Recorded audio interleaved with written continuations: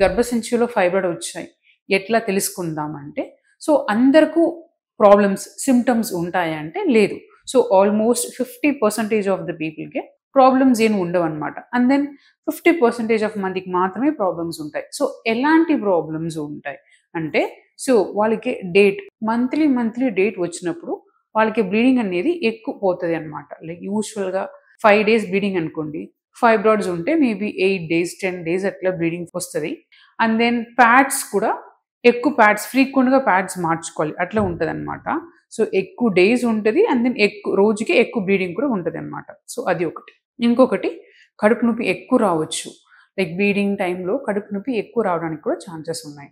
And then in case fibroid కొంచెం చాలా పెద్దగా ఉంటే కడుపు కూడా కొంచెం ఉబ్బరంగా అనిపిస్తది. అండ్ దెన్ ఇవి కొన్ని సింప్టమ్స్ అనమాట. అండ్ దెన్ యంగ్ ఏజ్‌లో వస్తే వాళ్ళకి యూజువల్‌గా అన్ని ఫైబ్రాయిడ్స్ వల్ల ఇన్‌ఫర్టిలిటీ, పిల్లలు లేని వాళ్ళ ప్రాబ్లమ్ రారు. బట్ కొందరికి ఇన్‌ఫర్టిలిటీ ప్రాబ్లమ్ కూడా వస్తదనమాట.